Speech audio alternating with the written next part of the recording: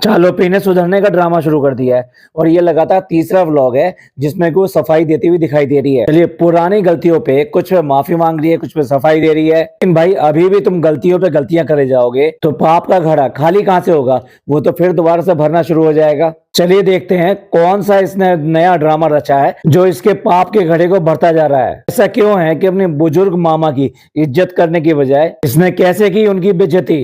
लगातार views down जा रहे हैं तो क्या शहर के आने से इसके व्यूज कुछ ठहरेंगे और बढ़ेंगे? पिज्जा के फॉलोअर्स 150 के होने के बाद में क्या उसको ये आगे काम करने देगी? पिज्जा इसकी चाकरी छोड़ के अपनी पढ़ाई करेगी? अब क्या फनी का लेवल ये है कि उसका बर्थडे छोटे बच्चों की तरह मनाया जाए? इसके व्लॉग के इन्हीं सब नौटंकियों पे बात करेंगे।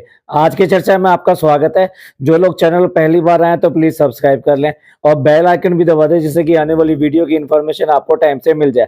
आप हमारी इंस्टा आईडी पे भी हिट कर सकते हैं, इंस्टा आईडी नीचे दी हुई है। सबसे पहले तो वो बात जो सबसे बुरी लगी, टाइटल भी डाला कि मेहर मुंबई आ गई। देखिए, इनको सब पता होता है कब क्या हो रहा है। पहले घंटी बजती है, उसके बाद दरवाजा खोलती है और ऐसे सरप्राइज में मुंह बनाती है जो बिल्कुल भी इससे बन नहीं पाया। साफ पता लग रहा है कि इसे पता है कि मेहर ही खड़ी है और उसी के लिए इसने दरवाजा खोला है। बात करें शहर की, ऐसा बैग लेके आई है जैसे अभी अभी फ्लाइट से आ रही हो। बिग बॉस वाला बड़ा सा बैग। तो मैं आ गई हूँ बिग बॉस के घर में। अब यहाँ पर आके जो भी कर्म कांड होते हैं उसमें मैं भी चालोपी जो भी कहेंगी वो नौटंकी करूंगी। मैं आते ही उसने अंग्रेजी में रटा रटाया डायलॉग बोला है। उसके बोलते के तरीके से ये पता लग रहा है कि ये उसको प्रैक्टिस कराया गया है, उसके बाद बोल रही है। सरप्राइजिंग वाली बात ये है, ये क्या फ्लाइट से आ गई, आसमान से उतर गई, कहां से कूद गई, इसको लेके कौन आया, किसके साथ आई? मतलब चालू अप्पी को कोई शर्म नहीं थी। इसके मामा लेकर आए हैं, यानी इसके पापा लेकर आए हैं इस लड़की को वहां से, मौधा से।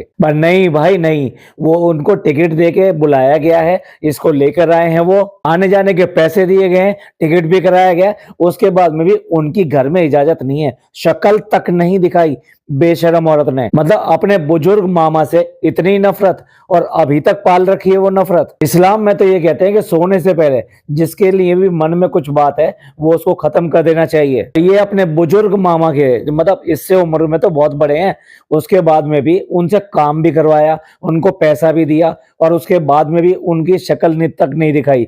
अपने घर में एक गिलास पानी भी नहीं पूछा। बंदा पूरी रात का सफर करके यहाँ पर आया होगा, उसको यहाँ पे एक गिलास पानी तक नसीब नहीं हुआ। अब क्या है कि पैसे की मजबूरी है, वो आदमी पैसे से बहुत मजबूर है, हालत ठीक नहीं है। चलते चलते उसे बीमारी ऐसी लग गई है कि उसको पैसा चाहिए, इलाज के लिए पैसा चाहिए। और इसी चीज के लिए इसने जनाब के पास में 2 बार चक्कर काटे थे जब ये मौधा गए थे। मैं उसकी बीमारी के बारे में क्या ही बताऊं कि उसको कौन सी बीमारी है। आपके पास 2 बार आने के बाद में भी जनाब ने वायदा नहीं किया, ना ही उसको पैसे दिए। अब क्या करें, ये लोग मजबूर हैं, इसलिए इनकी सही गलत सब कुछ सह लेते हैं और जैसा ये कहते हैं वैसा करने भी लगते हैं। इसीलिए उसको कहा गया कि तुम मेहर को लेकर आओ यहाँ पर, और वो मेहर को लेकर आ भी गए। लेकिन भाई वो सिर्फ और सिर्फ जनाब के घर में दिखाई दिए। डेफिनेटली एक रात रुकेंगे वो, तो वो रुकेंगे कहाँ? अपनी बहन के पास, यानी अम्मी के घर पे। मजा है कि जिसका काम करने के लिए आए थे वो इनको अपने घर में बुला ले, खाना खिला दे या कुछ कर दे। अगर ऐसा कर देगी तो इसकी ईगो कहाँ चली जाएगी? इसका पाप का घड़ा जो धीरे धीरे बढ़ता जा रहा है वो खाली नहीं हो जाएगा, क्योंकि वो टाइम टू टाइम भरता रहना चाहिए ना। खाली हो गया तो दिक्कत हो जाएगी। झगड़ा जो हुआ सास के साथ हुआ और सब्जी के ऊपर हुआ, मतलब ये भी नहीं समझ सके कि छोटी छोटी चीजों के ऊपर बात हुई है तो उसको खत्म कर देना चाहिए। अब तो इतने दिन हो चुके हैं, उनकी हालत भी सही नहीं है, उनके साथ में बीमारी भी लगी हुई है। तो भाई ये किसी के बारे में कुछ भी नहीं सोचते, अच्छा तो सोचते ही नहीं है। जब तक कि इनके कोई फायदे ना हो ये कुछ भी किसी के लिए कुछ करने को तैयार नहीं है। ये मामू जनाब के पास बैठे हुए थे और जनाब के व्लॉग में उन्होंने कहा कि भाई बस अब मैं कल चला जाऊंगा दोपहर को। तो आप कहते हैं नहीं रुक जाओ, आप ही मत जाना।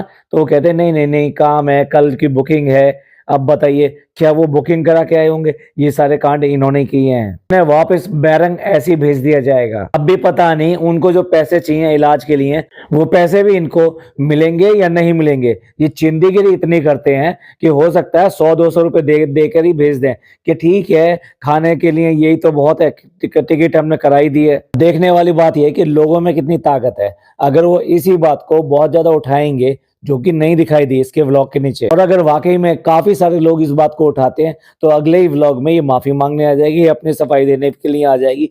नहीं नहीं फ्रेंड्स, ऐसा हुआ था, ऐसा हुआ था, हमने ऐसा नहीं किया था, आपको दिखाई नहीं दिया, हमने वो कैमरे में शूट नहीं किया, हमने तो उनका ये भी किया था, और देखो मेहर हमने किया था ना, तुम बताओ तुम बताओ। हाँ हाँ, इन्होंने जो बुलाया था पापा को, इन्होंने तो हमारे साथ में खाना खिलाया था और उसके बाद में पापा के इलाज के लिए पैसे भी दिए थे और उसके बाद में ही वो गए हैं। लेकिन भाई जब तक इसके ऊपर कोई जोर नहीं होगा, जब तक कोई इसके ऊपर प्रेशर नहीं होगा, तब तक ये कुछ भी उनके लिए या किसी के लिए भी अच्छा काम करने वाली नहीं है। दिमाग में तो चिंदीगिरी बसी हुई है, तो फिर कहाँ से करेगी।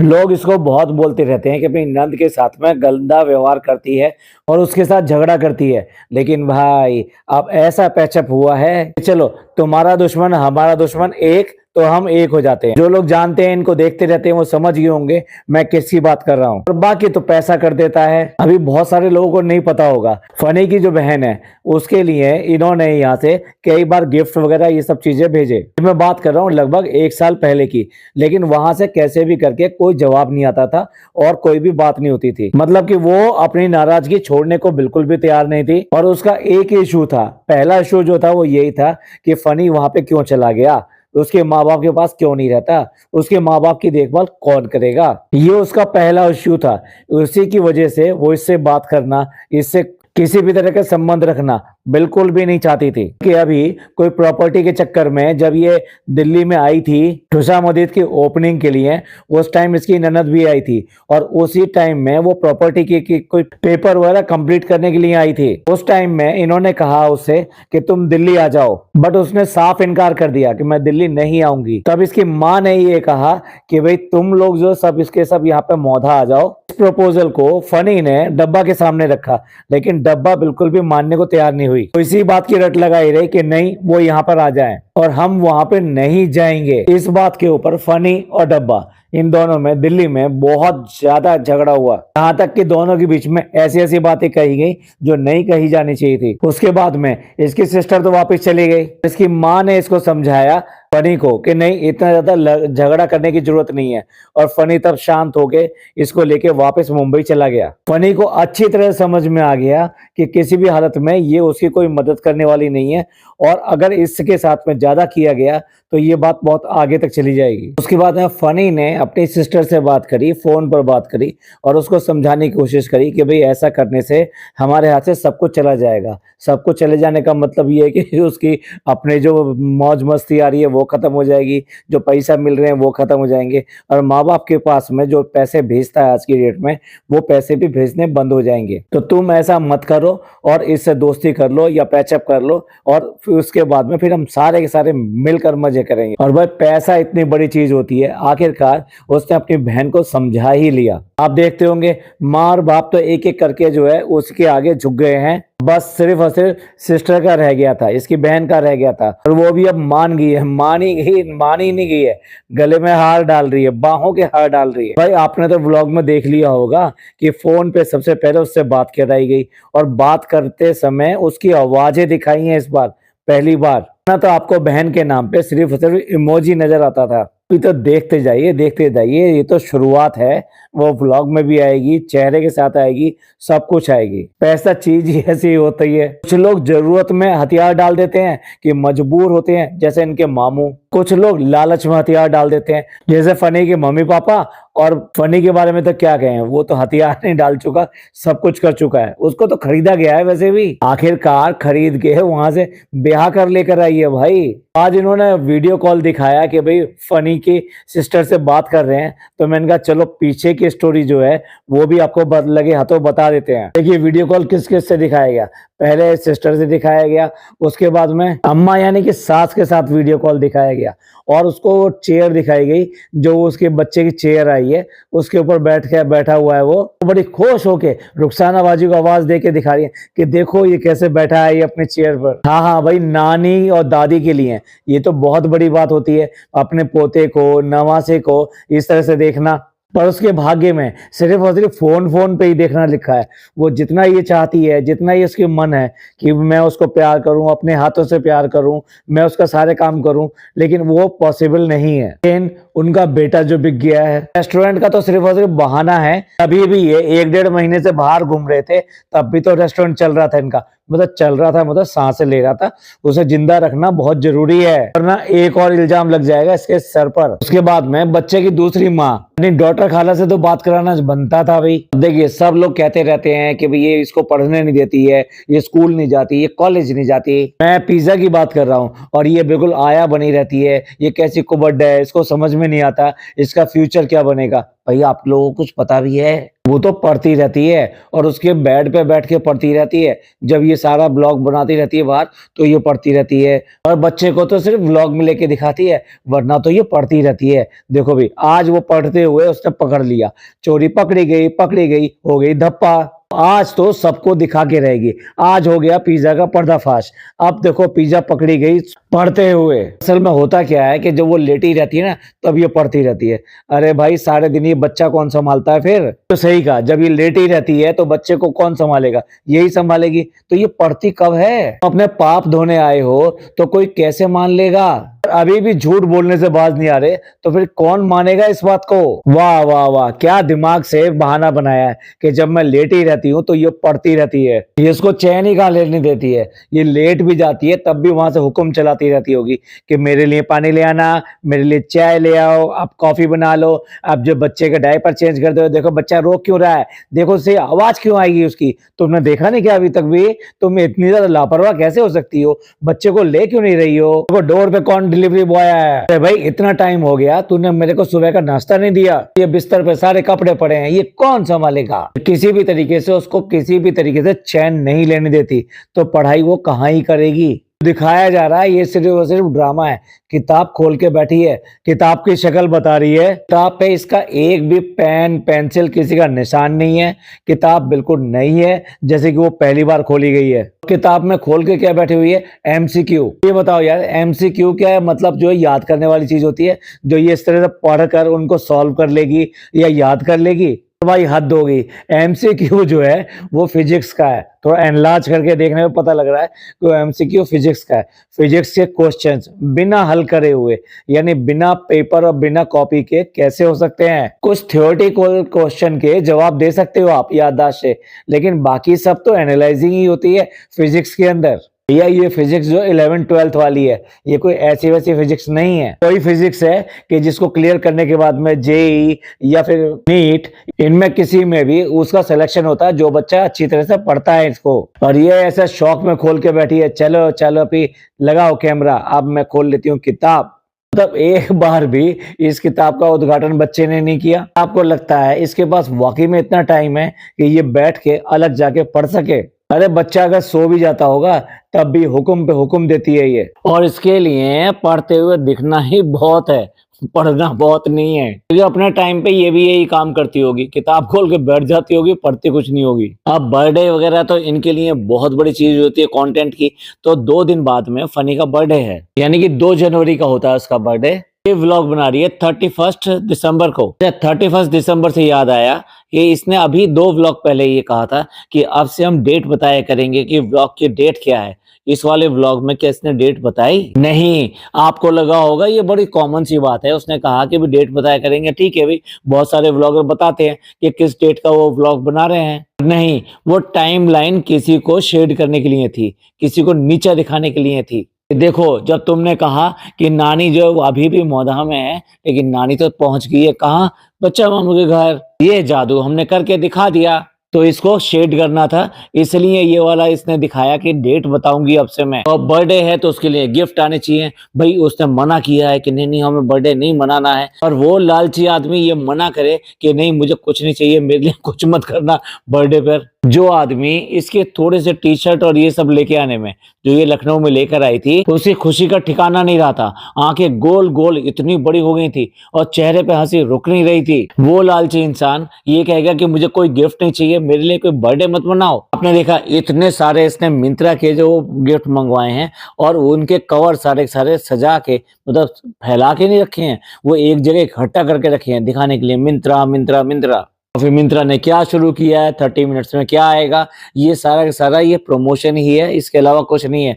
लेकिन ये दिखाते नहीं है कि हम प्रमोशन कर रहे हैं, ये छुपा हुआ प्रमोशन है, यानी टैक्स की चोरी। अब इसको सरप्राइज करने के लिए गिफ्ट सारे एक जगह सजाने थे। और भाई साहब देखो से इसकी अकल तो देखो, इसकी बददिमागी देखो, इसने कौन सा कॉर्नर चुना ये सब करने के लिए कि जहां कुरान शरीफ रखा हुआ है। जल्दबाजी में इसने वीडियो दिखाई है, फास्ट चला के जो दिखाई है, वहां से सबसे पहले वो 2 कुरान शरीफ उठाती है और उनको उठा के वहां से ले जाती है। मतलब इसको अपने कर्म कांड करने के लिए यही जगह मिली थी। आप सबके घरों में भी जो पूजा का स्थान होता है, कोई आपको इस तरह का काम करना हो, सरप्राइज देना हो, किसी को ऐसा करना हो, तो क्या वो वाला स्थान खाली करते हैं आप? इन सारे ब्लॉगर में सिर्फ और सिर्फ होड़ मची रहती है, नमाज घर बनाएंगे, नमाज की जगह बनाएंगे, लेकिन हुआ क्या?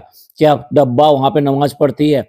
क्या जनाब वहां पे नमाज पढ़ते हुए दिखाई देते हैं? हाँ, जनाब का तो ऐसा ही है, सालों में या महीनों में एक नमाज दिखाते हैं तो वहां दिखा देते हैं, वरना तो उनकी नमाज कहीं दिखाई देती ही नहीं है। और इस मोटी बुद्धि को ये नहीं पता कि इसने कार्ट में एक की बजाय 2 आइटम डाल लिए, वो भी सेम आइटम डाल लिए। जब आप कोई आइटम सेलेक्ट करते हो तो कम से कम उसका रेट या प्राइस तो देखते हो, और जब उसका पे करने जाते हो तो आपको अंदाजा होता है कि हमें कितना करीब पे करने जा रहे हैं, उसके कहीं आसपास ही होता है, यानी टैक्सेस वगैरह लगा के 100-200 रुपए कुछ बढ़ने हैं, और ज्यादा बड़ा आइटम है तो फिर ज्यादा बढ़ने हैं। लेकिन कभी भी कोई वैल्यू दुगनी तो नहीं हो जाती, मतलब दुगना पैसा कैसे पे कर सकती है ये?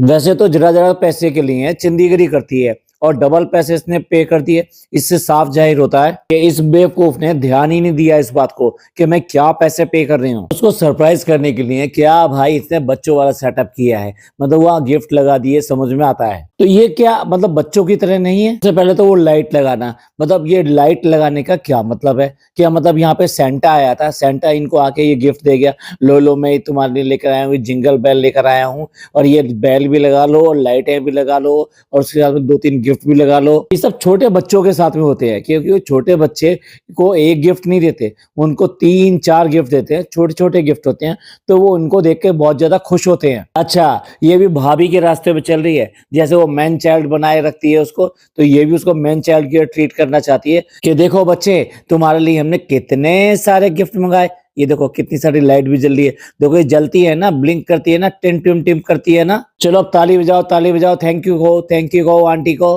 बिल्कुल ऐसा ही नजारा इसने पेश कर रहा है। और भी आम लोगों में क्या इस तरह से 3-3 4-4 गिफ्ट देते हैं कि ये इसके जिम की टी शर्टें हैं, और टी शर्ट भी एक नहीं है, उसके बाद में शूज हैं, उसके बाद में परफ्यूम है। मतलब ये किसी छोटे बच्चे को खुश करने की तैयारी हो रही है क्या? उस गुटकों के लिए कोई एक गिफ्ट काफी नहीं था।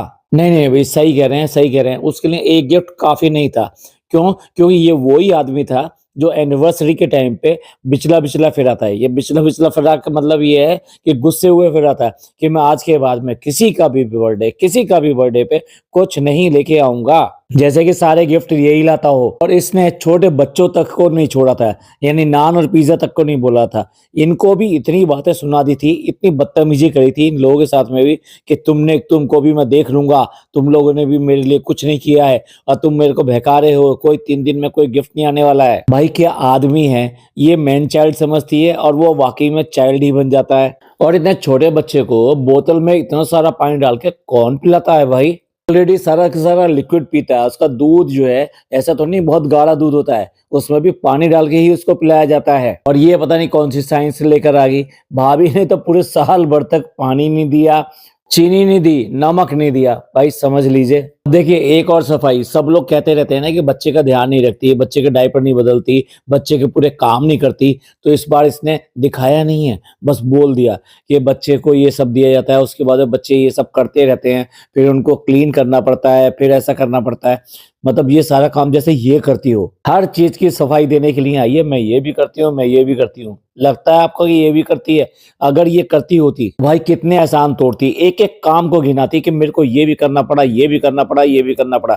जब ये कुछ नहीं करती, खाली फीडिंग ही करती है, उस फीडिंग को तो इतना बड़ा काम बना रखा है इसने। और ये जो तंग आके या क्या ये चिढ़ कर ये कह रही है कि मेरे में तो कुछ अकल ही नहीं है, सब कुछ अकल जो है पिज्जा ही देती है। तो भाई ऐसा ही होता है, स्टाइल और इन सब के मामले में ये बिल्कुल जीरो है, बुद्धू है। कहता है ना इसका भतीजा बाऊ बुद्धू, पिज्जा फोन पे प्लानिंग कर रही है कि मैंने ब्लैक ड्रेस पहन ली है तो तुम भी ब्लैक ड्रेस पहन के आना। अब ये किससे कह रही है? डेफिनेटली अपने भाई से ही कह रही होगी। तो यहाँ पर थीम रख के चल के जाना चाहते हैं मेरिन ड्राइव पर। इतनी अकल जो चालोपी में तो बिल्कुल नहीं है। अब अगली सफाई सुनिए। नेल का इशू बन चुका है, नेशनल इशू बन चुका है। नेशनल इशू नहीं बनेगा, ये नेशनल इशू नहीं तो इंटरनेशनल इशू भी होना चाहिए कि एक ऐसी व्लॉगर है जिसने बिल्कुल दरिंदगी दिखाई है और जबरदस्ती अपनी जवान बहन के हाथ पकड़ के उसके नखूनों को कुतरा है। नखून काटे ये अलग बात है और नखून काटने के लिए कहा ये भी अलग बात है, लेकिन जिस तरीके से उसने दिखाया और जबरदस्ती दिखाई